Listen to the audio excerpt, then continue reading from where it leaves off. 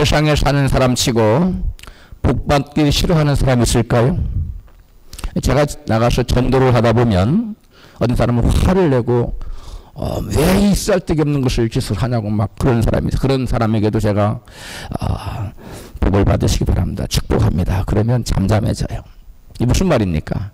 그 어떤 사람도 복받기를 싫어하는 사람은 없다는 겁니다. 왜 이처럼 세상의 모든 사람들이 한결같이 복받기를 갈망할까요? 그 이유는 인간은 하나님으로부터 복을 받아 살아갈 수 있도록, 복을 받을 때 만족을 누리고 행복을 누리며 살 수 있도록 설계되어졌고 그렇게 만들어졌기 때문에 그렇습니다. 하나님께서 사람을 지으시고 최초로 주신 것이 복이었습니다. 그래서 우리 인간에게 필요한 모든 것을 공급받는 것, 영적으로, 정신적으로, 그 다음에 우리의 삶 가운데 필요한 물질적으로 모든 것을 충만하게 부족함 없이 공급받는 게 여러분 복이었어요. 그래서 사람은 하나님의 동산에서 조금도 부족함 없는 복을 받아들이면서 하나님과 더불어 기쁘고 즐겁고 행복한 삶을 살았습니다. 그러나 인간이 하나님처럼 되어서 나도 내 인생을 스스로 주고 나는 주인이 되겠다고 작정하고 하나님을 말씀을 거역하고 하나님을 떠나자 우리 인간에게는 여러분 하나님의 형상이 사라지고 마귀의 종으로 전락하고 말았습니다. 죄를 지은 인간은 하나님과 관계가 끊어졌습니다. 그래서 하나님 형상이 사라졌고요. 하나님이 주신 원래적인 복이 여러분 사라졌어요.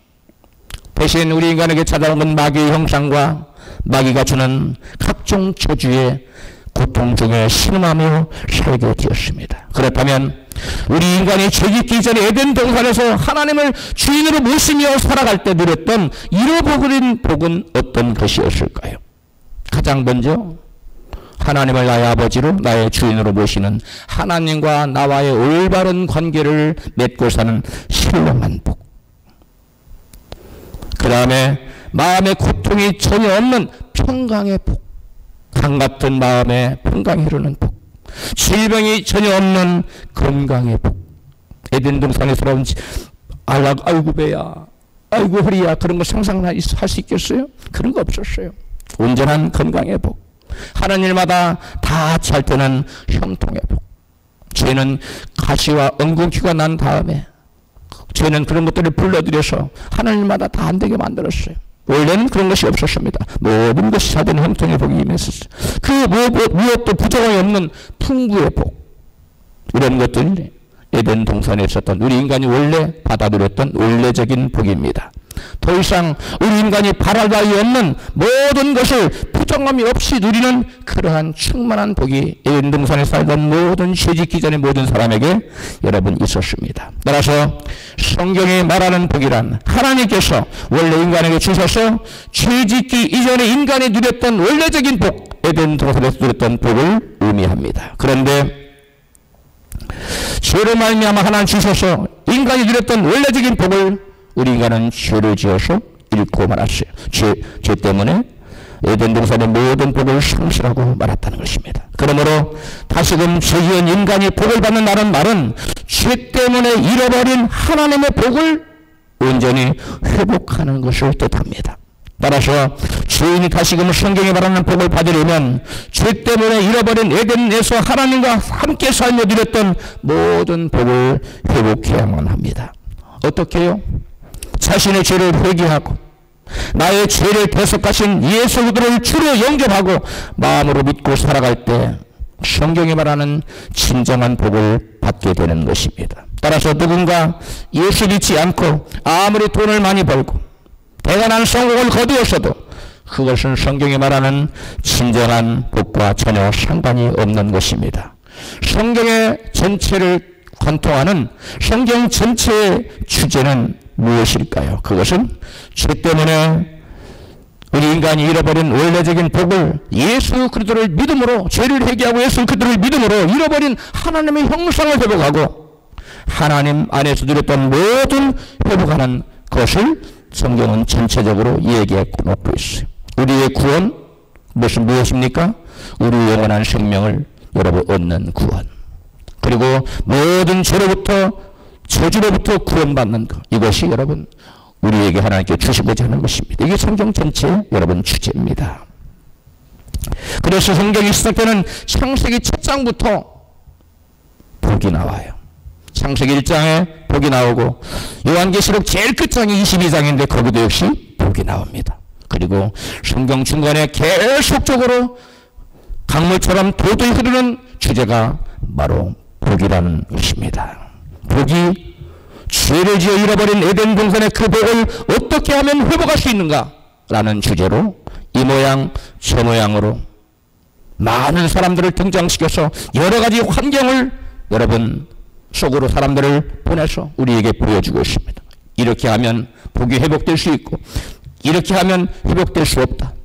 이것을 성경은 우리에게 계속적으로 말씀해주고 있고 깨닫게 해주고 있습니다. 그렇다면 성경이 말하는 진정한 복이란 무엇일까요? 원어적으로 원래 복이라는 단어가 원어로 어떻게 쓰여졌는지 우리는 한번 살펴보도록 하겠습니다. 첫째 복은 띄워져요. 첫째 복은 동사 바라크와 그 다음에 명사 베라카입니다. 베리카예요. 이 바라크라는 말은 동사인데 무릎을 꿇다, 축복하다, 복을 주다 그런 뜻이에요. 이것이 명사형일 될 때는 베리카로 바뀌는데요. 이 베리카라는 말은 복이라는 말이에요. 명사이기 때문에. 바라크의 복은 어떤 복이냐? 하나님과 언약을 맺은 사람들에게 주어지는 복이에요. 하나님과 언약을 맺고 그 언약을 지키며 하나님의 자녀로서 하나님을 예배하는 백성들에게 주시는 하나님께서 주시는 언약에 기초한 복입니다. 기초한 복입니다. 따라합시다. 하나님과 언약에 기초한 복. 그러니까 하나님과 언약을 맺지 못한 사람은 하나님께로부터 이 바라크의 복을 받을 수 있다 없다? 없다는 거예요. 성경에 가장 빈번하게 여러분 빈번하게 언급되는 주제인 복의 개념이 가장 두드러지게 나타나는 사건이 하나님께서 아브라함을 부르실 때입니다. 여기에 나오는 그게 바라크예요. 같이 읽습니다. 창세기 12장 2절 내가 너로 큰 민족을 이루고 내게 복을 주어 내 이름을 창대케 하리니 너는 복의 근원이 될지라. 너를 축복하는 자에게는 내가 복을 내리고 너를 저주하는 자에게는 내가 저주하리니 땅의 모든 족속이 너를 인하여 복을 받으리라. 아멘. 여기에 여러분 두 절에 복이라는 말이 복을 내리고 네 번이나 나오고 있어요. 여러분 하나님께서 아브라함이 약속하신 그 복이 바로 뭐냐면 바라크라는 거예요.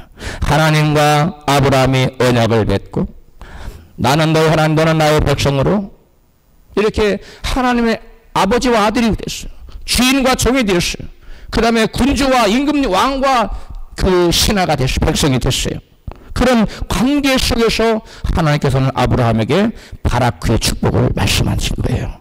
그런데 이 바라크의 축복을 약속하는데 그 내용이 뭐냐? 복은 복의 근원이 된다는 거예요. 그 다음에 내 이름이 창대케 될 거라는 거예요.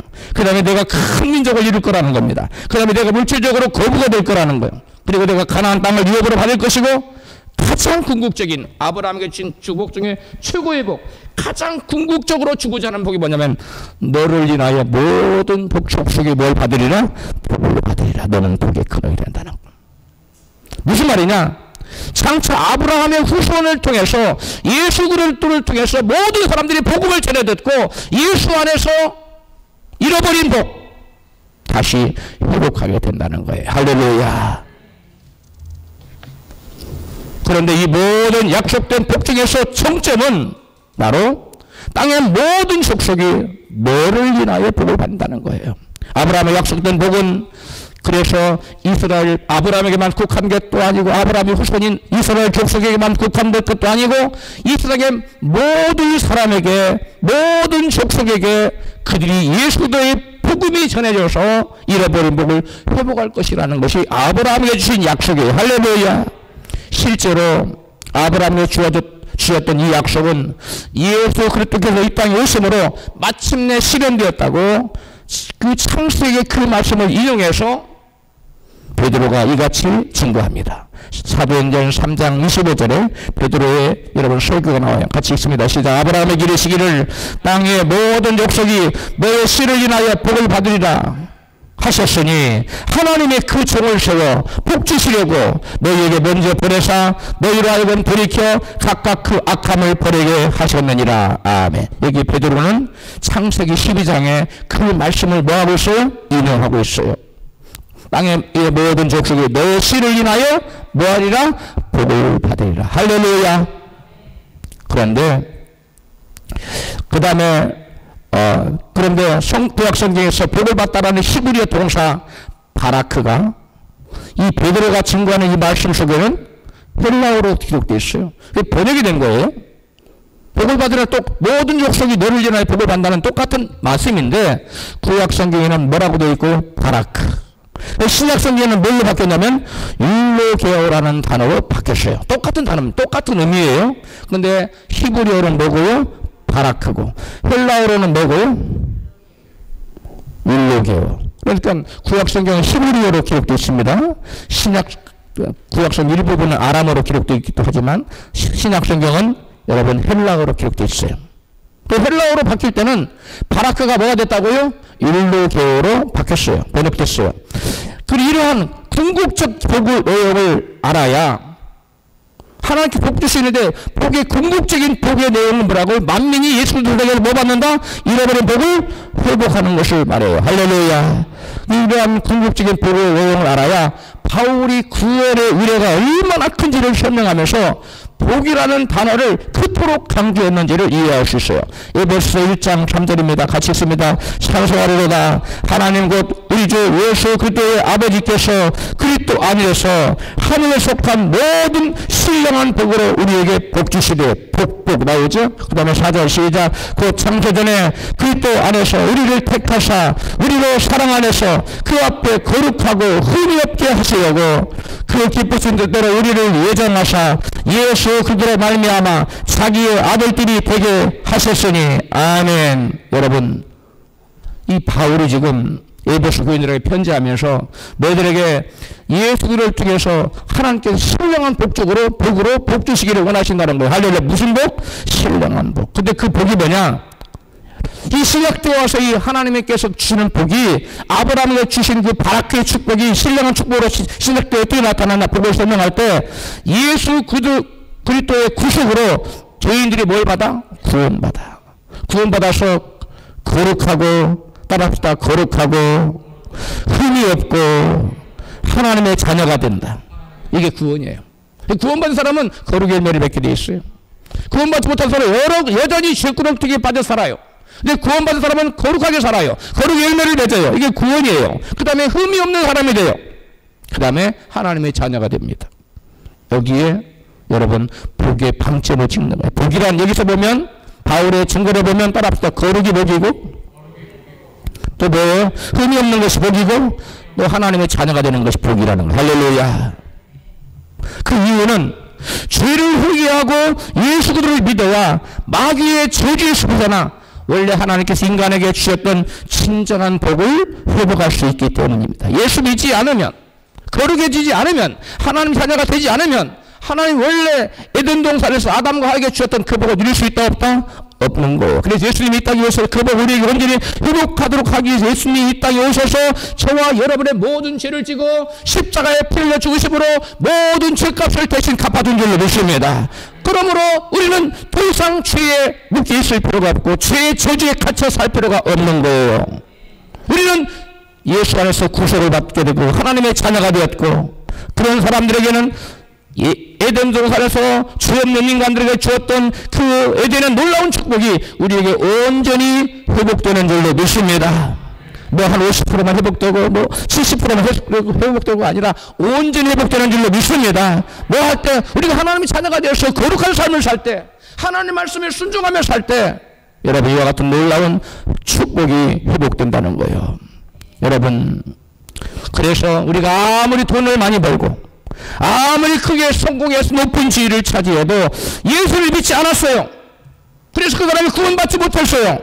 그러면 그 사람은 진정으로 성경이 말하는 진정한 복을 받은 사람입니까? 아닌 것입니다. 세상에 그 어떤 것을 아무리 많이 누렸어도 거머쥐었어도 높은 산에 올라가서 더 이상 올라갈 데가 없을 때까지 올라갔어도 더 이상 소유할 수 없을 만큼 많은 것을 소유했어도 여러분 그 심령이 죄를 회개하고 예수 믿고 구원받지 않으면 그 사람은 성경에 말하는 진정한 복을 받은 사람이 아닌 것입니다. 할렐루야. 둘째 복은 아까 지금 바라크 복을 얘기하는 둘째 복은 아슈르 복이에요. 그래서 구약 성경에서 복은 세 가지 단어로 쓰고 있어요. 지금 아까 뭐에 대해서 했어요? 바라크에 대해서 했어요. 두 번째는 아슈르 복입니다. 띄워져요. 두 번째 아슈르 복. 히브리어 아슈르는 하나님의 말씀을 따라서 올바른 길을 걸어가는 사람에게 주어지는 마음의 행복한 상태를 말하는 복이에요. 뭐라고요? 마음이 행복한 거. 이게 아슈르 복입니다. 그리고 히브리서 33장 29절에 이 아슈르 복에 대해서 나와요. 시작. 이스라엘이여 너는 행복자로다. 이게 아슈르란 말이에요. 여호와의 구원을 너같이 얻은 백성이 누구뇨? 그러니까 아슈르 복은 하나님의 말씀을 정직하게 하나님 말씀대로 걸어가요. 정도를 걸어요. 죄를 멀리하며 거룩한 삶을 살고 살아가요. 그러면 그런 사람들에게 마음에 뭐가 주어진다고? 행복이 주어져요. 그게 아슈르 복이에요. 여기에 나타난 행복자로다. 이 행복자라는 말의 히브리어는 에셀인데 남성명사예요. 동사 아슈르에서 유래됐고 행복 또는 복을 의미해요. 아슈르의 마음의 행복의 복은 하나님의 권세 아래 들어오고 하나님 말씀에 순복하고 그분이 정하신 길로 쭉 바른 길로 걸어가는 사람에게 주어지는 마음의 행복의 복을 아슈르 복이라고 그래요. 할렐루야. 그래서 구약성경 히브리어 아슈르라는 말이 신약성경에는 뭘로 번역됐냐면 마카리오스로 번역됐어요. 뭘로 번역됐다고요? 마카리오스. 똑같은 단어입니다. 근데 구약에는 히브리어를 썼고 신약에서는 헬라어를 썼는데 구약에서는 뭐고? 아슈르고 신약에서는 뭐고? 마카리오스로. 아까 바라크가 구약에서는 바라크였고 신약에서는 뭐라고 했어요? 율로게오라는 단어. 율로게오. 헬라어로는 똑같이 이번에는 바뀌었어요. 아슈르가 얘는 신약성경 헬라어로는 마카리오스로 바뀌었어요. 예수님께서는 죄를 회개하고 예수 믿고 구원받은 사람이 이제 말씀 붙들고 올바로 쭉 걸어가게 되면 그 사람에게 8가지 복이 마음의 행복의 복이 주어진다고 표현하고 있어요.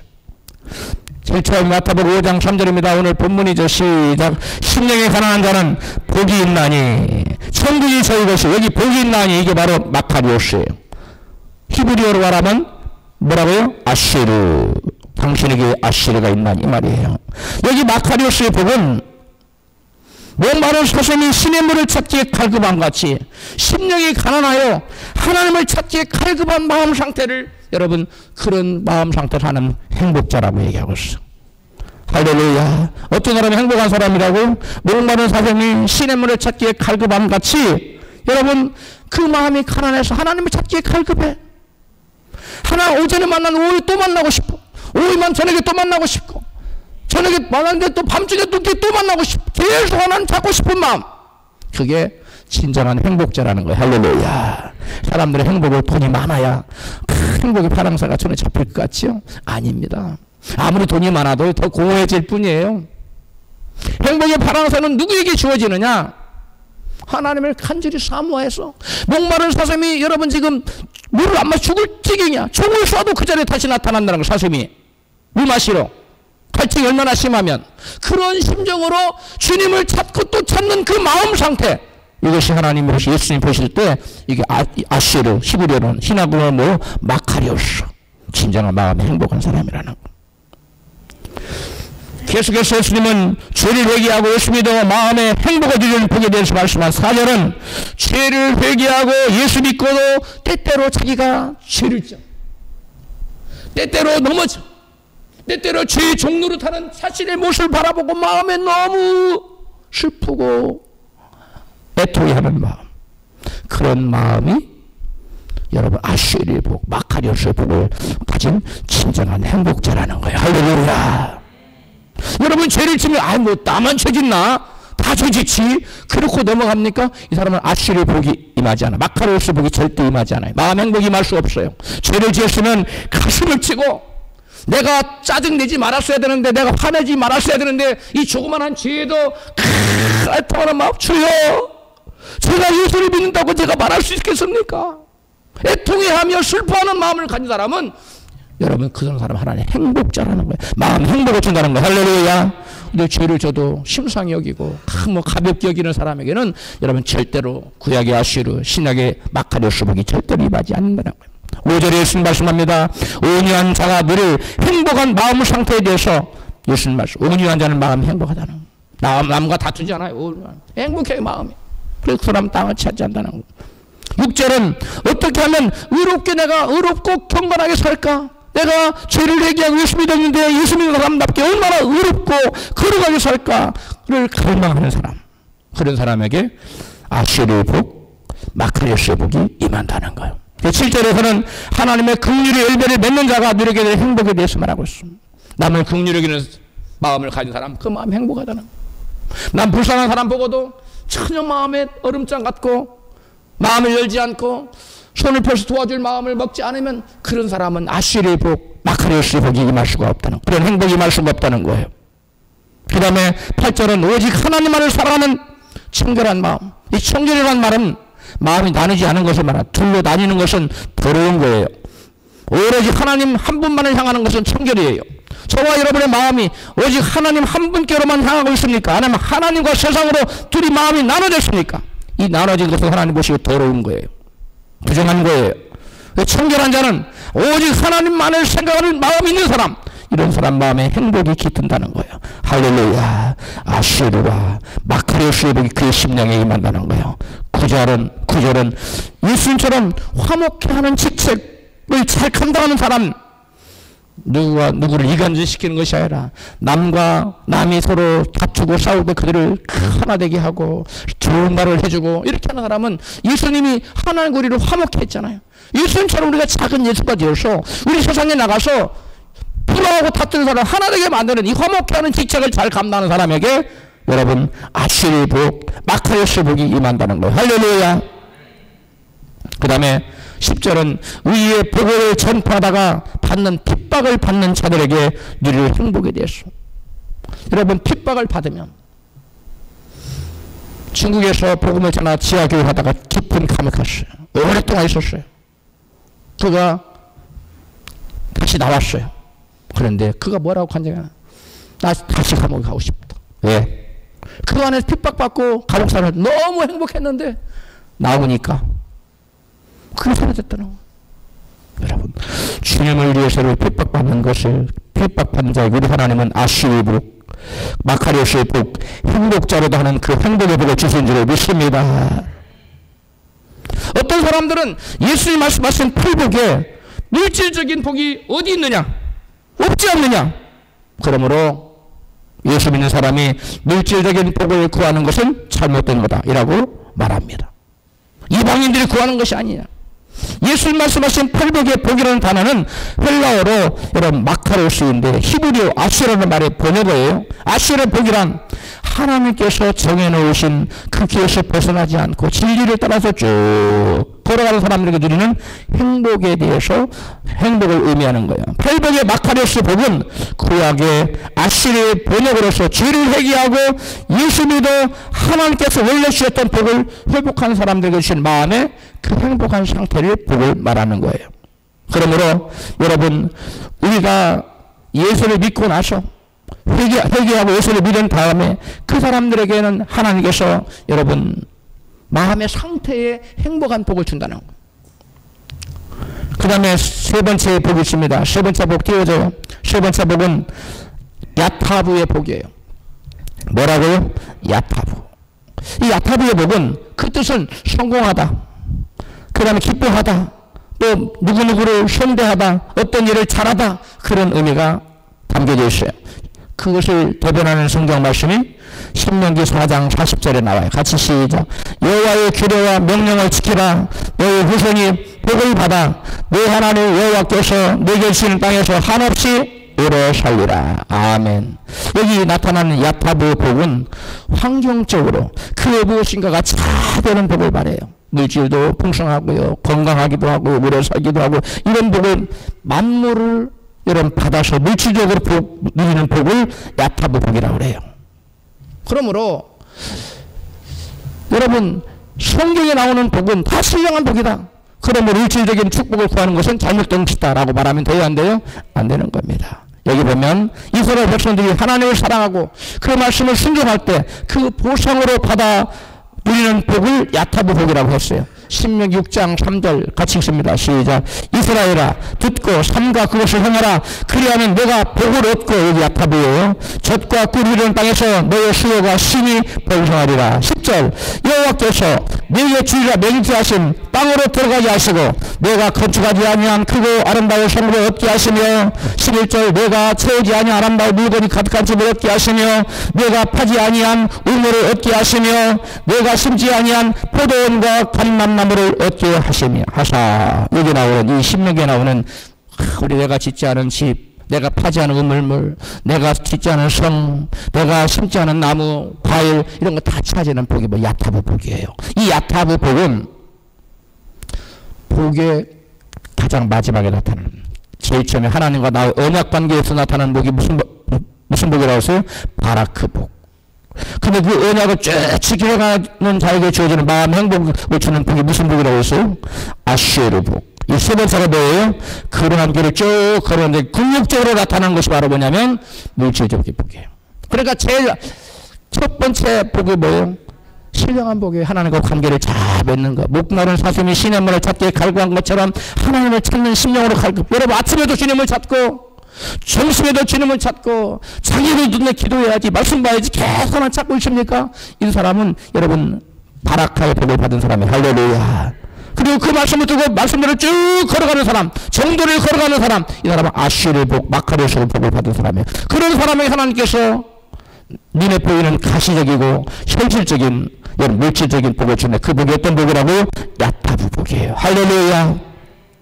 즉 야타부 복은 하나님을 사랑하여 그 계명을 지키는 자에게 보상으로 주어지는 복으로서 가나안 땅을 차지하고 그 안에 가나안 땅에 내가 준비하지, 내가 노력을 만들지 않은 모든 것들이 그 안에 있어요.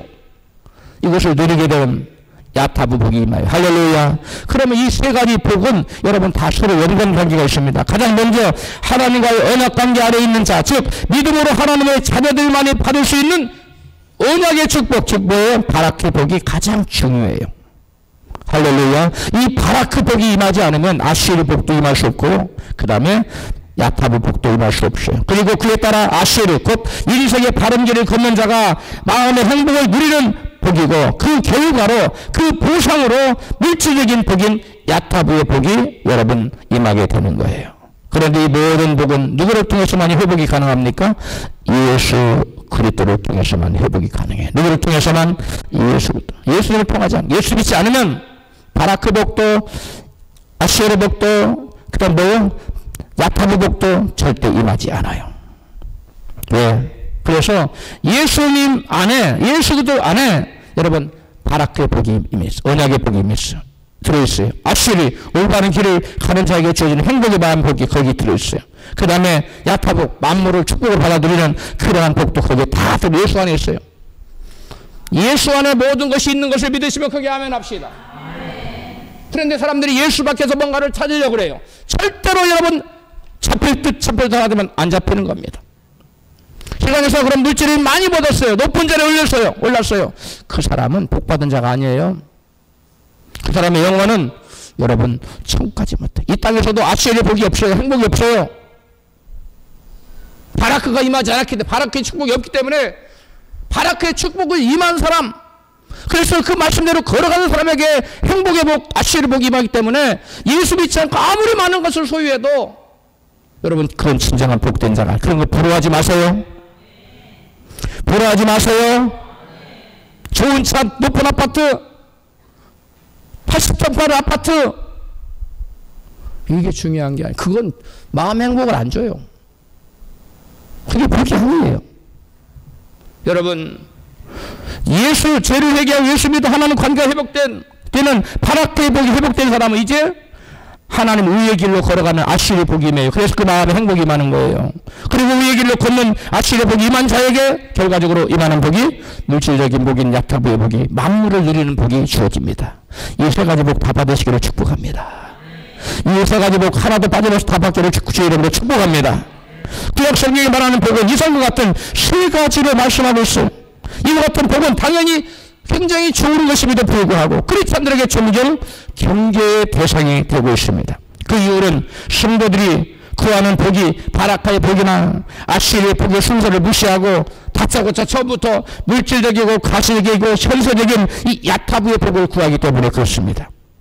그렇다면 나의 사업이 잘 되기를 구하고 나의 자녀가 잘 되기를 구하는, 즉 야타부의 복을 구하는 건 기복신앙일까요? 굉장히 중요한 질문이에요. 물질의 복을 구하는 기도는 그래서 우리는 무조건 피해야 할까요? 라고 우리는 질문할 수 있습니다. 만약 복을 구하는 이유가 온통 출세와 성공이라는 자신의 이익만을 위한 기도라면 세상 사람들의 기도와 전혀 다를 바가 없을 것입니다. 자신만을 위하는 이방인의 구하는 복과 달리 성경이 말하는 복은 구원받는 사람들이 누리는 하나님과의 바른 관계에 기초하고 있기 때문에 그렇습니다. 할렐루야. 인격적인 하나님의 선물이기 때문에 진정한 복은 하나님과의 바른 관계에 있지 않는 사람에게는 성경이 말하는 진정한 축복이 주어지지 않는 것을 명심해야 됩니다. 또한 성경이 말하는 복의 개념은 영적일 뿐이 아니라 영적인 것일 뿐만 아니라 물질적인 것까지도 포함하고 있다는 사실을 여러분 놓치면 안 됩니다. 성경이 말하는 진정한 복은 무슨 복과 무슨 복이라고요? 영적인 복일 뿐만 아니라 또 뭐예요? 물질적인. 그거는 한쪽에 치우치면 양극단에 치우치면 안 돼요. 어떤 사람들은 신령한 복만 구해야 된다고 말합니다. 어떤 교회에서는 맨날 이 세상의 복만 얘기합니다. 아니에요. 여러분, 새가 두 날개를 가지고 있듯이 복도 그렇습니다. 신령한 복이 있는가 하면 땅에 기름진 복이 있다는 사실을 믿으시기 바랍니다. 하나님보다 물질을 더 우선시하는 기복신앙은 우리가 경계해야 마땅합니다. 그러나 하나님은 저와 여러분에게 풍요의 복도, 이 세상에서 누리는 물질적인 복도 주시기를 원하신다는 사실을 우리가 또 알아야 돼요. 할렐루야. 본문 신명기 28장 1절부터 같이 있습니다. 시작. 내가 내 하나님 여호와의 말씀을 삼가 듣고 내가 오늘날 내게 명하는 그 모든 명령을 지켜 행하면 내 하나님 여호와께서 세계 모든 민족 위에 뛰어나게 하실 것이라. 7절. 내 대적들이나 너를 치료하면 여호와께서 그들을 내 앞에서 패하게 하시리니 그들이 한 길로 너를 치러 들어왔으나 내 앞에서 7길로 도망하리라. 도망하리니 하리라. 8절 시작. 여호와께서 명하사 내 창고와 내 손으로 하는 모든 일에 복을 내리시고 여호와께서 너로 머리가 되고 뿌리가 되지 않게 하시며 위에만 있고 아래에 있지 않게 하시리니. 여러분, 이 말씀이 인류 역사를 보면 세계 각 민족에게 다 임했어요. 조금도 틀림없이 인류 역사를 보면 이 말씀대로 어느 민족이 말씀을 삼가 듣고 실천했을 때 여러분 세계를 제패하는, 세계에 의해 군림하는 패권 국가가 됐다는 것을 역사는 우리에게 증거하고 있습니다. 역사를 보면 세계 패권을 잡았던 나라는 로마가 1세기에서 15세기까지, 스페인 15세기에서 16세기 100년 좀 안 되게, 그 다음에 네덜란드가 16세기에서 18세기까지 약 200년간, 그 영국이 18세기 20세기까지 약 200년간, 그리고 미국이 20세기, 즉 1946년부터 오늘 여기까지 세계 패권을 쥐고 있습니다. 여기 주목해야 될 나라들은 유럽 국가들이에요. 스페인, 포르투갈, 네덜란드, 영국 같은 나라. 이들이 세계 문명을 주도하고 또 세계 경제를 주도하고 세계 패권을 가진 이런 나라들이 되기 이전에 그 나라들이 공통점이 있었어요. 유럽 나라들이 한마디로만 찢어지게 가난했다는 거예요. 너무 가난해서 먹을 것이 없어서 백성들이 뭐 해먹고 살았냐? 해적집에 살던 나라들이었어요. 그토록 가난하던 나라들이었어요. 그런데 그들이 하나님의 복음을 받아들여 하나님 말씀대로 순종하니까 부국강병한 나라가 되어서 세계를 제패하는, 세계의 질서를 여러분 주도하는 그러한 패권 국가로 올라섰다는 거예요. 그러다가 이 나라들이 다들 패권 국가가 될 때는 어떠냐? 온 국민이 신앙이 뜨거워서 목마른 사람이 신의 문을 찾기에 갈망하는 사람이 간절히 찾았어요. 그런데 이제 먹고 살만해졌어요. 하나님 은혜를 받아 복이 임했어요. 야타부 복까지 임했어요. 처음에 무슨 복이? 바라카의 복이. 두 번째 아슈리의 복이 임했어요. 이제는 야타부 복까지 임했어요. 온 백성이 너무 잘 살아. 등 따죽고 배부르니까 이제는 누구를 몰렸습니까? 하나님을 몰렸어요. 따라서 합시다. 하나님을 가까이 하는 것이 내게 복이라. 그런데 그들은 힘들고 어렵게 하나님 가까이 살아. 아침에 찾고 점심에도 찾고 저녁에도 찾고 밤늦게까지 찾고 새벽에 찾았어요. 그런데 등 따죽고 배부르고 세계를 주도하는 강력한 나라가 되자 그들이 하나같이 하나님을 몰렸어요. 그래서 제일 처음에 스포인 아웃. 그 다음에 그 불이 하나님 사랑한 불에 들어간 네덜란드로 갔어요. 네덜란드 잘 살았어요. 그들도 잘 살아요. 하나님을 멀리해서 네덜란드 아웃. 그 다음에 그때 또 막 불같이 일어나다가 영국이 있었어요. 엘리자베스 왕 때인데 백성들이 아침에도 저녁에도 하나님 찾았어요. 그들을 하나님 세계 패권 걸었어요. 200년간 세상을 세계로 살았어요. 1차 대전 끝날 때까지 1946년이 될 때까지 세계를 호령했어요. 그런데 그들의 믿음이 쇠산해졌어요. 하나님 멀리했어요. 지금 영국 국민의 1% 채 안 되는 사람들이 교회 출석하고 있다 그래요. 그래서 그 패권이 미국으로 넘어갔어요. 미국이 세계를 200년간, 200년이나 지금 한 100년도 채 안 돼요, 미국은. 뭐 중국으로 넘어가는지 안 넘어가는지 하는데 제가 볼 때는 절대로 안 넘어갑니다. 그건 나중에 설명할게요. 여러분, 우리나라의 그 미국 사람들 저래 보고 우리나라에 들어왔어요. 세계에서 못 살기로 5손가락 안에 꼴린 나라가 여러분 근 100년 안에 세계 여러분 7대 강국, 야 모든 분야의 10대 강국으로 들어왔어요. 문화까지, 스포츠까지. 여러분 한국이 중국에 복음을 전해주니까 잠자던 나라 그렇게 못 살던 중국이 깨어나가지고 뭐 G2 오촉하면서 미국과 자원을 한번 겨뤄보자 뭐 이렇게 나오고 있잖아요.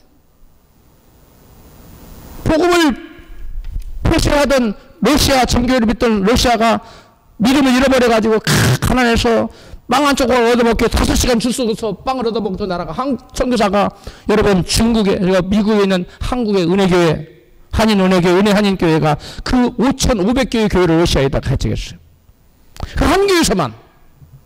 그리고 한국 사람들이 많은 사람들이 러시아에 선교를 갔는데 그래서 그 복음을 듣고 러시아가 다시 하나님 찾으니까 다시금 포용한 나라가 됐어요. 미국 러시아가 경제적으로 굉장히 탄탄합니다. 여러분 이 신앙과 이 축복은 절대로 뗄래야 뗄 수 있다 없다? 절대로 뗄 수가 없는 것이에요. 여러분 하나님의 약속은 이와 같이 1.1억도 틀림이 없는데 하나님 뭐라 했어요? 너희가 내 말씀 지키면 내가 너를 세계 민족에 뛰어나게 한다. 뛰어나게 했어요 안 했어요? 하셨지요. 만약 열국이 너희를 치러 들어오면 내가 그 너희들을 치러 들어오는 사람 패하게 할 거다. 내 말씀 내가 잘 듣기면. 그렇게 했어요 안 했어요? 안 했어요. 했어요. 하나님께서 패권국가가 된 나라들은 다 전쟁에서 승리해서 패권국가가 된 거예요. 전쟁에서 패배하면 패권국가가 될 수 없어요.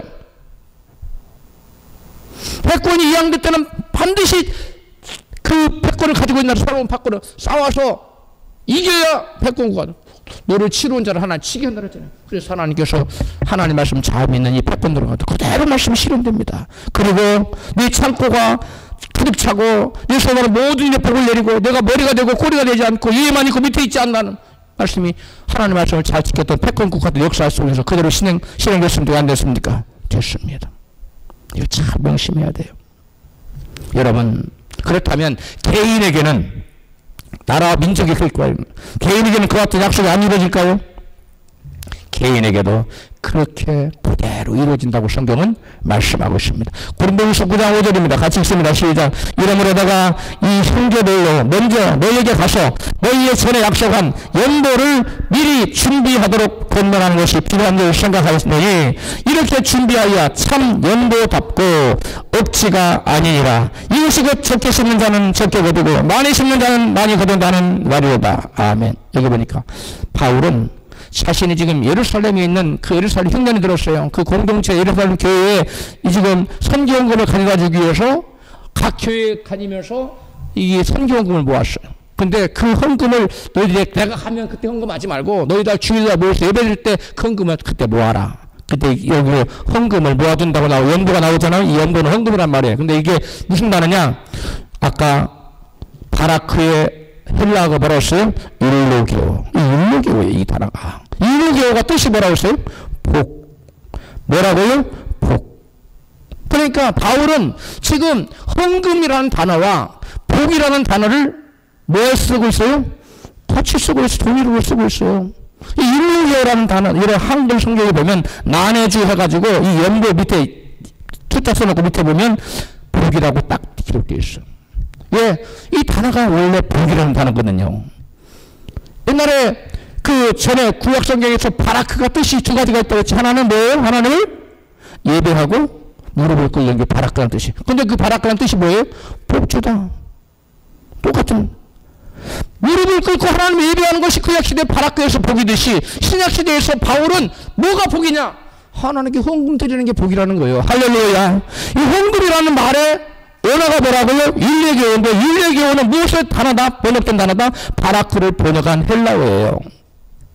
그러면서 바울은 뭐라고 결론했냐? 너희 중에 너희가 이것이 곧 적게 심는 자는 뭘 적게 심고요? 헌금, 율레게오를 적게 심는 자는 적게 거두고 많이 심는 자는 많이 거둔다. 그러므로 여기서 말하는 복은 바울이 말하는 것은 뭘 말하는 거예요? 야타부 복을 말하는 거예요. 물질적인 복을 말하는 거예요. 할렐루야. 이런 복이 다른 데 있지 않아요. 구약 성경에서는 복을 예배하고 기도하는 것을 복이라고 그랬고요. 신약 성경에서는 물질을 심는 것을 복이라고 그랬어요. 헌금 많이 드리는 것을 복이라고 그랬어요. 아멘이 없어졌네요. 헌금 많이 드리는 걸 바울은 뭐라고 얘기하고 있다고? 복이라는 동일어로서 똑같은 단어예요. 바울은 율로기야, 즉 헌금, 복을 억지로나 일사감으로 하나님께 드리지 말라고 권면하고 있어요. 여러분, 바울이 분명히 말하고자 하는 것은 율로기아의 복은 분명히 무슨 복을 의미하고 있어요? 적게 심는 자는 적게 거두고. 그 뭘 많이 거둔, 적게 심고 적게 심으면 적게 거두고 많이 심으면 많이 거둔다는 거예요? 율로기아. 율로기아가 뭐라고 뜻이 두 가지가 하나는 뭐예요? 헌금. 또 하나는 뭐예요? 복. 그러니까 헌금 드리는 것 자체가 바울은 복이라고 얘기하고 있는 겁니다. 여러분, 예배하는 것이 구약적인 개념으로 바로 뭐라고? 바라크 복이에요. 기도하는 것이 무릎을 꿇는 것이 바로 복이에요. 그렇듯 신약에서 바울은 율로게오, 헌금 자체가, 하나님께 드리는 그 자체가 복이다. 왜? 바울이 설명하기를 적게 심는 자는 적게 거두고 많이 심는 자는 많이 거두기 때문에. 그러므로 여러분 할 수만 있으면 많이 심어서 복된 자가 되기를 주 이름으로 축복합니다. 여러분, 이처럼 성경에 말하는 복은 영적인 것 혹은 내세적인 것에만 국한되지 않는다는 것을 우리가 알아야 돼요. 바울이 말하는 여기서 지금 물론 적게 심는 적게 거두고 많이 심는 물론 내세 많이 거두죠. 이 땅에서 그것만 의미하는 이 땅에서만 지금 거두는 것을 또 말하고 있어요. 따라서 물질의 복을 구하는 기도를 드리는 것은 신학시대의 잘못된 기도라고 말하는 것은 심히 잘못된 거예요. 성경에 말하는 진정한 복을 받기 위해서 우리가 주목해야 할 점은 하나님의 복에는 우선순위가 있다는 거예요. 여러분, 물질적인 복과 정신적인 복과 영적인 복 중에 어느 것이 가장 우선시돼야 됩니까? 영적인 복, 그 다음에 정신적인 복, 그 다음에 물질적인 복이 순서가 있어요. 그럼 현세적인 복과 내세적인 복 사이에 당연히 현세적인 복보다는 내세적인 복이 더 우선시돼야 돼요. 현세적인 복 100년이면 끝나지만 내세적인 복은 영원하기 때문에 이 땅에서 아무리 쌓아놨는데 천국 가보니까 아무것도 없네? 그럼 안 되잖아요. 그래서 내세적인 복이 영원한 복이 더 중요해요. 그런데 성경은 여기서 더 나아가 내일의 복을 위해서 오늘의 고난을 받아들이라고 우리 믿는 자들에게 적극적으로 제안한다는 거예요. 즉 복은 야타복을 물질을 많이 누르고 그런 것뿐 아니라 고난받는 것도 복이라는 거야. 그리스도의 고난에 동참하는 것이 복이라는 거야. 아멘 합시다. 뭐가 복이라고요? 그리스도의 고난에 동참하는 것이 복. 여러분 그러므로 이 고난에 동참하시오라고 성경 계속 말하고 있다는 거예요. 그래서 그렇다고 해서 성경이 현세적 복을 부인하는 금욕주의를 지지하는 쪽으로 가지는 않는다는 거예요. 이게 굉장히 중요한 얘기예요. 성경이 말하는 복이 현세적 복을 부인하는 금욕주의를 지지하는 쪽으로 가지 않는다는 거예요. 성경은 금욕주의가 아니에요. 현세적인 현세적인 복보다 내세적인 복이, 물질적인 복이 영적인 복보다 우선하는 것은 당연하지만 이 선택이 현세적인 복과 물질적인 복을 부인하는 것은 결코 아니라는 거야. 제가 무슨 말인지 이해하십니까? 현세적인 복보다 내세 복이 중요해요. 물질적인 복보다 영적인 복이 더 중요해요. 그렇다고 해서 현세적인 복이나 물질적인 복을 부인하는 것은 아니라는 거예요, 성경이. 할렐루야. 그러나 성경이 또한 강조하는 것은 우리의 선택이 매우 분명히 해야 된다는 거예요. 여기서 분명한 것은 우리가 살고 있는 이 세상에서 우리의 마음이 끌리는 복수에는 분명히 죄악의 요소들이 들어있다는 거예요. 우리가 받고자 하는 그 복수에서는 무슨 요소가 들어가 있다고? 자칫 우리가 그것을 추구하다가 죄에 빠질 수 있는 그런 위험한 요소가 여러분 내재되어 있다는 거예요.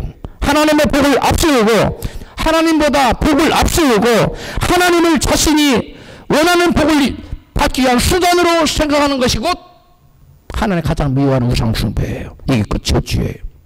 잘 들으세요. 복을 받는 건 좋아요. 그런데 그 복이 누구보다 앞서면 안 된다? 하나님보다 앞서면 안 된다. 그건 저주가 돼버려요. 그래서 자칫 우리가 구하는 복이 여러분 뭐가 될 수 있다고? 위험한 요소가 될 수 있다는 거예요. 그렇다고 해서 우리는 복을 멀리 하면 해야 될까요? 그건 아니에요. 잘 여러분 구분해야 됩니다. 지금 제가 여러분한테 뭘 말하고자 하는지 굉장히 미묘한 지금 얘기들이 오가고 있기 때문에 잘 귀담아 들어야 됩니다. 하나님보다 앞서오는 복, 하나님을 자기가 받고자 하는 복을 받아 주시는 도구로 수단으로 생각할 때 그것은 바로 복이 아니라 뭐에 전락해버려요? 저주로 전락해요. 우상숭배가 된 그래. 위험 요소가 있다는 거예요. 우리가 복을 구할 때 자칫하면 위험에 빠질 위험성이 있다는 겁니다. 자, 우리가 누리기를 원하는 복 자체가 중요한 것이 아니라 그보다 더 중요한 것이 있는데 만복의 근원이신 하나님과의 올바른 관계가 그 어떠한 복보다도 중요하다는 사실을 믿으시기 바랍니다. 왜? 모든 복은 이 바라크 복에서 언약을 기초한 사람에게 주어진 이 바라크의 복에서 모든 것이 주어져. 모든 복의 근원은 시초는 누구예요? 하나님이에요. 그리고 하나님과 내가 언약을 맺지 않으면 그 어떠한 우리가 원하는 복도, 바라크의 복도, 아시르의 복도, 야타브의 복도 우리에게 결단코 오지 않는다는 거예요. 그래서 여러분 굉장히 중요한 겁니다. 하나님께서 여러분 우리에게 때때로 우리가 원치 않는 시련과 역경과 환난과 고난을 주시는 이유가 뭐냐? 이런 것들을 통해서 우리로 하여금 하나님을 찾게 만들고 하나님과 깊이 교제함으로 하나님 형상을 닮게 만들고 믿음을 갖게 하고 그래서 하나님과 언약관계 안으로 들어오라고 우리에게 이러한 시련을 허락하는 거예요. 깨달아졌으면 아멘 합시다.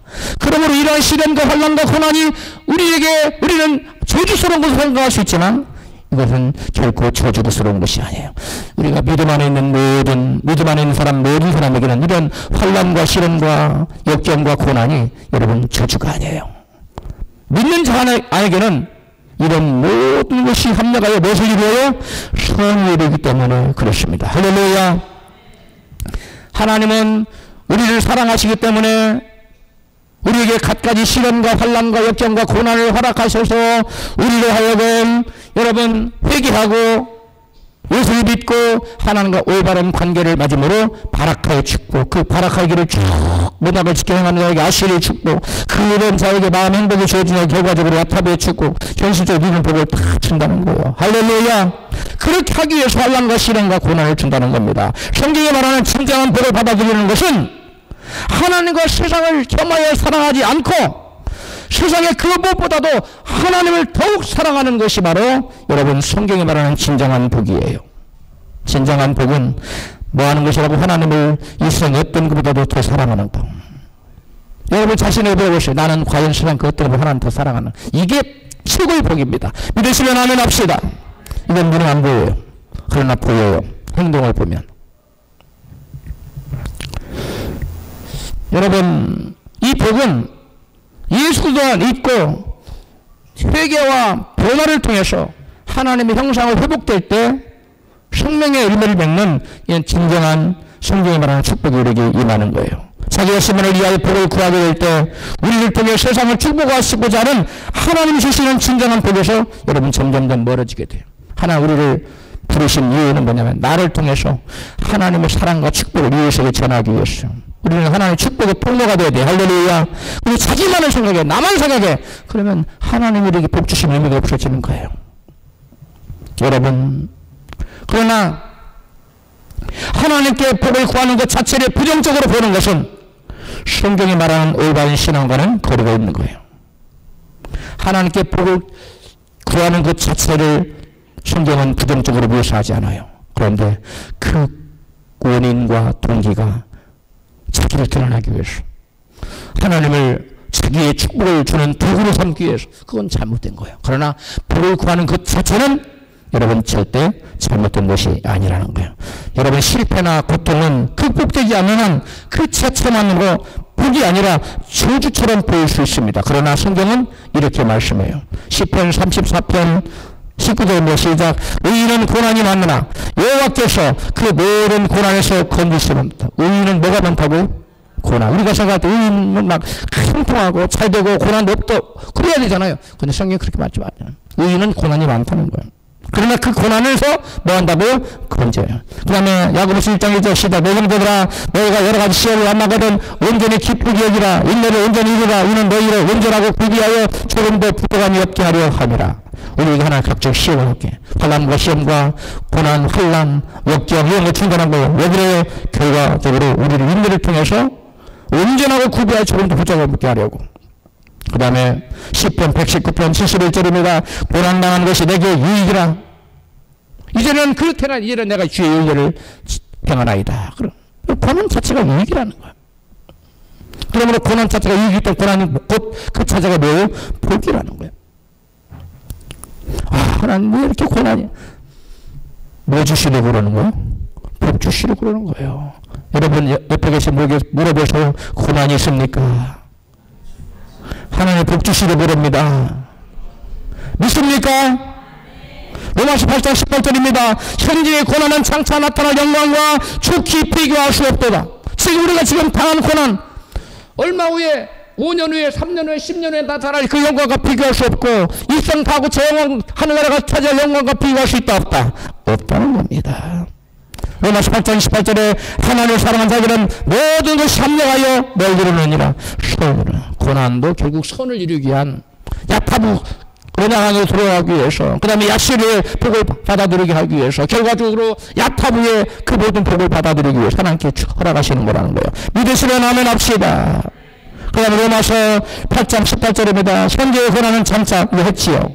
그 다음에 고린도서 1장 5절 그리스도의 고난이 우리에게 넘친 것 같이 우리의 위로도 그리스도로 말미암아 넘치는도다. 아멘. 그리스도의 고난이 믿는 자에게, 예수를 잘 믿는 사람에게 넘친다는 거예요. 대표적인 사람은 누구예요? 바울입니다. 골로새 1장 24절의 시작. 내가 이제 너희를 위하여 받는 괴로움을 기뻐하고 그리스도의 남은 고난을 그의 몸된 교회를 위하여 내 몸에 채우노라. 이게 바로 최고의 복입니다. 물질이 많은 거, 높은 자를 찾아, 이게 뭐 여러분 그것도 물론 복이에요. 그러나 그것도 또 구해야 돼요. 구하지 말라고 안 했어요. 그러나 그런 것은 차원이 낮은 거예요. 그렇다 구하지 말라는 게 아니에요. 그러나 최고의 복은 바울처럼 그리스도 몸된 교회를 위하여 그리스도의 고난을 자기 몸에 채우는 거. 출손하여 자원하여 몸된 교회를 위해 희생하고 헌신하고 봉사하고 고난을 자초하는 것.